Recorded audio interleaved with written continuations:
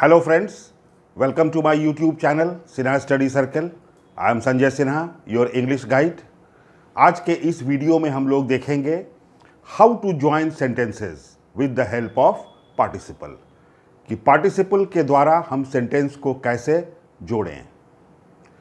तो आप देखिए कि यूज प्रेजेंट पार्टिसिपल, कि आप प्रेजेंट पार्टिसिपल का प्रयोग करेंगे when the subject is the same, कि दोनों भाग का सब्जेक्ट एक ही हो। And the second thing, two things happen at the same time, कि दो क्रियाएं हो रही हों और दोनों के बीच समय का अंतराल या समय का गैप नहीं के बराबर हो, बहुत कम हो। माने दो घटनाएं लगभग साइमल्टेनियसली घटित हो रही हैं और दोनों का सब्जेक्ट एक है। जैसे आप एक सेंटेंस देखिए, Ram saw a snake, he began to shout. तो दोनों का सब्जेक्ट सेम है। यहां पे नाउन है, इसलिए नाउन के बदले आपने प्रोनाउन लाया है। I felt tired, I went to bed early. तो इस सेंटेंस और इस सेंटेंस दोनों का ही सब्जेक्ट आई है। I was ill, I did not go to office, कि मैं बीमार था, मैं ऑफिस नहीं गया। तो दोनों का सब्जेक्ट सेम है। और आप देख रहे हैं कि सांप देखा और चिल्लाया, तो दोनों घटनाओं के बीच टाइम गैप नहीं के बराबर है। थका हुआ था इसलिए सोने चला गया, इल था ऑफिस नहीं गया। तो सब्जेक्ट समान हो और दोनों घटनाएं साइमल्टेनियसली हो रही हों, तो ऐसे स्थिति में हम प्रेजेंट पार्टिसिपल का प्रयोग करेंगे। तो आप कैसे ज्वाइन करेंगे? राम सॉ अ स्नेक,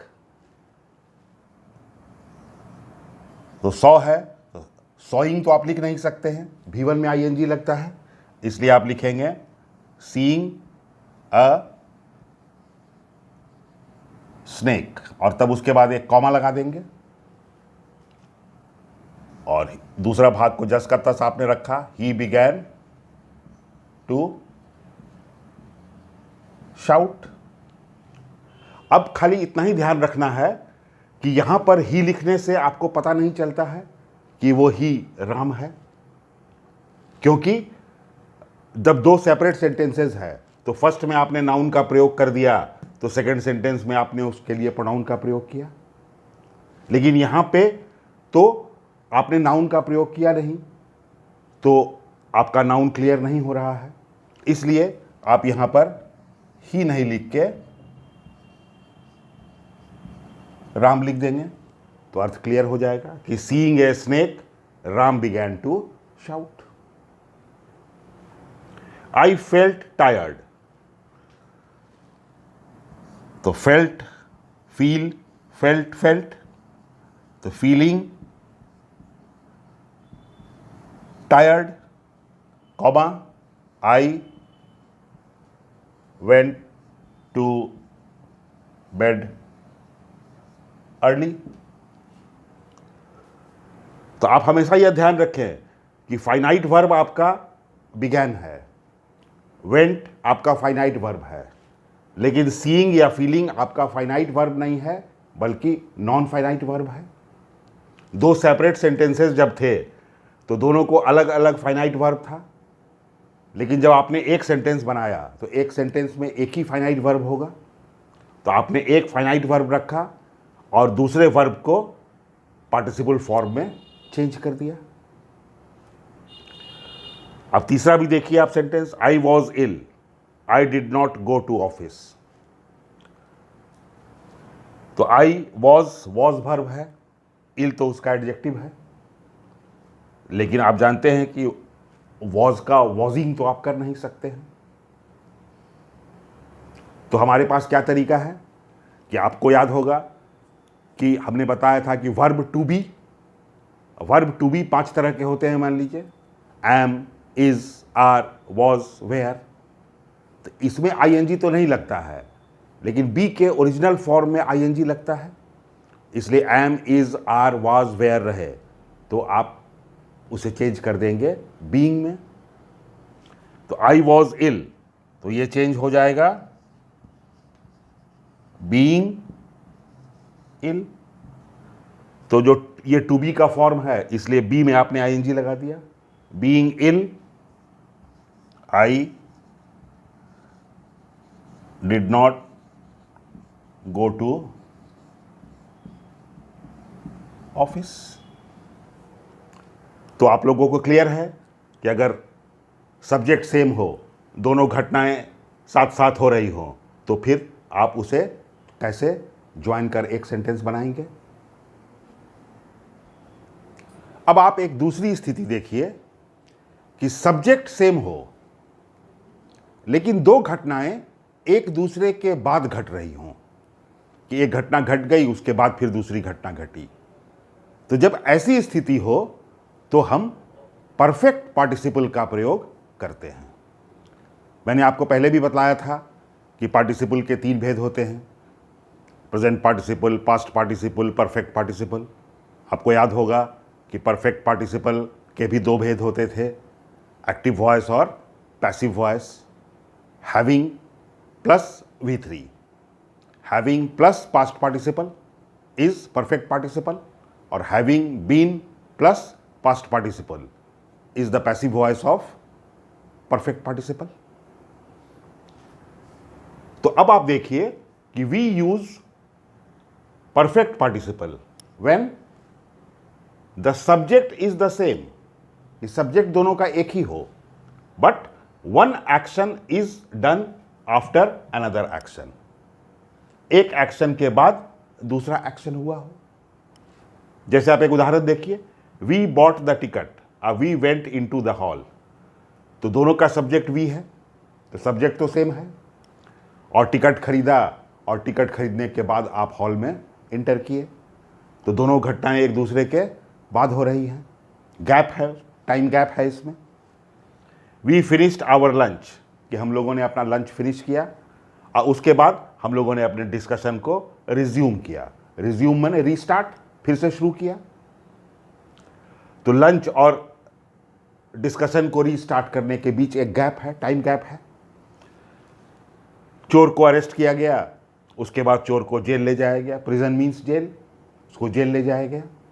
तो ऐसे स्थिति में जब एक एक्शन दूसरे एक्शन के बाद हो तो हमें परफेक्ट पार्टिसिपल का प्रयोग करना चाहिए।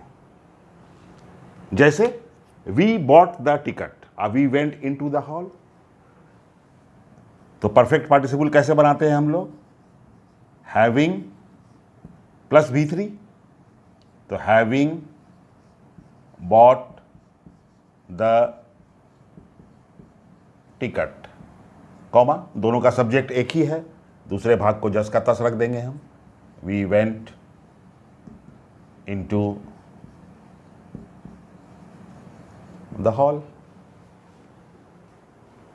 दूसरा एग्जांपल देखिए, वी फिनिश्ड आवर लंच। तो having finished our lunch, comma, और दूसरे भाग को जस का तस आप रख दें।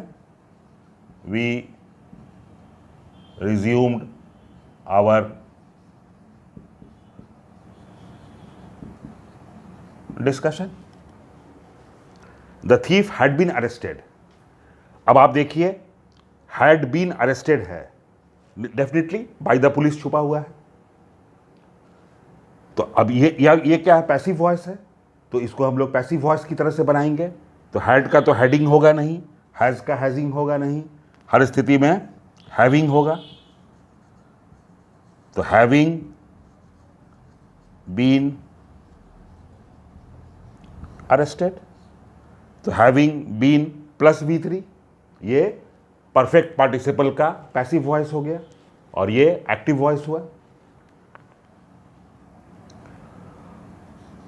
और he was taken to prison. फिर ही लिखने से यह पता नहीं चलता है कि वह थीफ के लिए प्रयोग हो रहा है। यहां पे तो एक नाउन था, उसके लिए आपने प्रोनाउन का प्रयोग किया। पीछे भी आपने देखा था इस तरह का सेंटेंस। तो यहाँ पर ही लिखने से क्लियर नहीं हो रहा है, इसलिए यहाँ पर ही नहीं लिख के हम लिख देंगे द थीफ। तो सब्जेक्ट जब सेम हो तो और एक्शन साइमल्टेनियसली हो तो प्रेजेंट पार्टिसिपल, एक्शन एक के बाद दूसरा हो तो परफेक्ट पार्टिसिपल का प्रयोग कीजिए। अब एक अगली स्थिति देखिए कि अगर दोनों सेंटेंस का सब्जेक्ट अलग अलग हो तब उसे कैसे ज्वाइन करें। आइए देखते हैं। अब पहला सेंटेंस आप देखिए, it was a rainy day. तो सब्जेक्ट आपका इट है और I did not go to office, दूसरे भाग का सब्जेक्ट आई है। तो एक सेंटेंस का सब्जेक्ट इट है, एक सेंटेंस का सब्जेक्ट आई है, इसका मतलब subjects are different. The weather was fine, तो पहले भाग का सब्जेक्ट वेदर है और दूसरे भाग I went out for a walk, और दूसरे भाग का सब्जेक्ट आई है। The sun has risen, the birds began to sing, तो पहले भाग का सब्जेक्ट द सन है और दूसरे भाग का सब्जेक्ट द बर्ड्स है। तो दोनों का सब्जेक्ट अलग अलग है। अब आप इसको चेंज कीजिए। आप सिंपली पहले देखिए, वॉज अ रेनी डे, तो वॉज को आपने बीइंग में बदला, तो बीइंग ए रेनी डे। दूसरे भाग को जस का तस रखिए, I did not go to office. अब देखिए, अगर हम इस तरह से जोड़ देंगे तो जब दोनों का सब्जेक्ट एक ही रहता है तो कोई प्रॉब्लम नहीं होता है, लेकिन आई जो है वो तो रेनी डे नहीं है।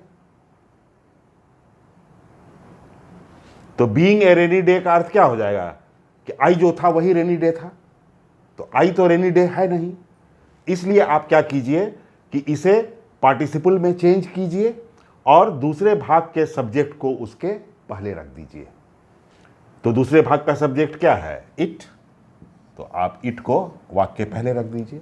तो आपका सेंटेंस बनेगा, it being a rainy day I did not go to office. अब आप दूसरा एग्जांपल देखिए, द वेदर वॉज फाइन, तो आप वॉज को बदलेंगे, वर्ब वॉज है तो वॉज को आपने बदल दिया बीइंग फाइन, और दूसरे भाग को जस का तस रखा आपने, आई went out for a walk, और दूसरे भाग के सब्जेक्ट को आप इसके पहले रख देंगे। तो आपका वाक्य क्या बन जाएगा,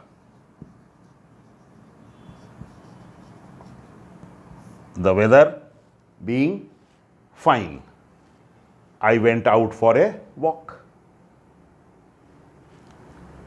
अब द सन हैज रिजन, तो यहां पे आपका वर्ब क्या है, हैज रिजन, तो हैज को आपको बदलना होगा।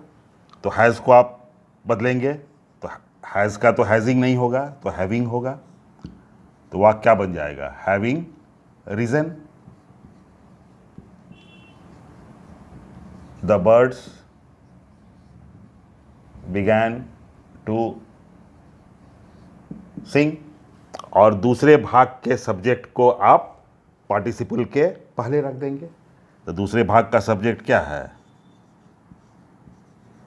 द सन, तो आपका वाक्य बनेगा, the sun having risen the birds began to sing. तो जब सब्जेक्ट डिफरेंट हो तो आपको ध्यान रखना है कि आप उस सब्जेक्ट को पार्टिसिपल के पहले रख देंगे, इससे अर्थ में कोई कंफ्यूजन नहीं होगा।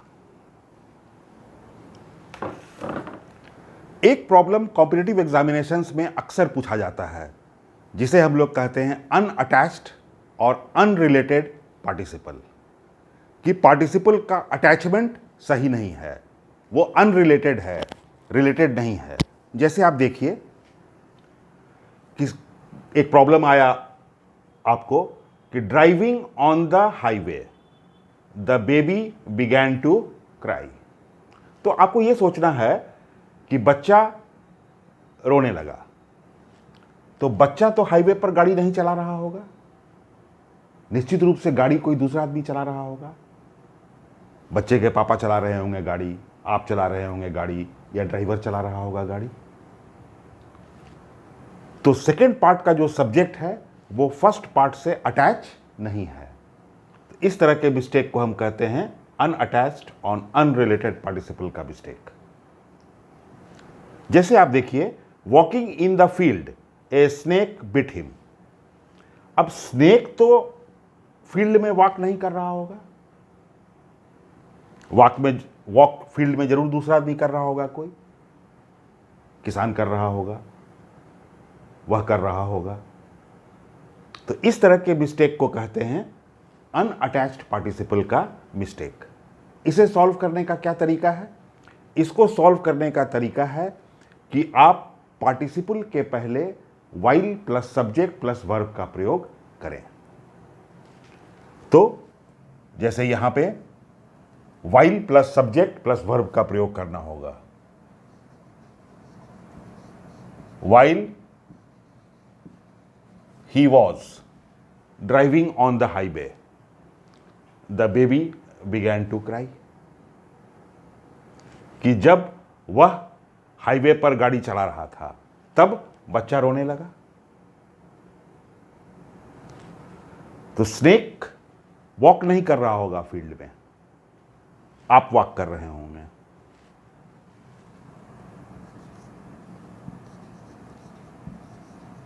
वाइल ही वॉज, क्योंकि हिम है यहां पे, तो while he was walking in the field, कि जब वह फील्ड में वॉक कर रहा था तब एक स्नेक ने उसे काट लिया। तीसरा आप देखिए कि climbing up the hill A temple was seen by him. तो आपको यह सोचना है कि दूसरे भाग का सब्जेक्ट टेम्पल है, तो टेम्पल तो पहाड़ पे नहीं चढ़ रहा होगा, पहाड़ पे आप चढ़ रहे होंगे, ये जो ही है वो चढ़ रहा होगा। तो ये गड़बड़ी है, अनअटैच्ड पार्टिसिपल का मिस्टेक है। तो आप इसे करेक्ट करेंगे, while he was climbing up the hill A temple was seen by him.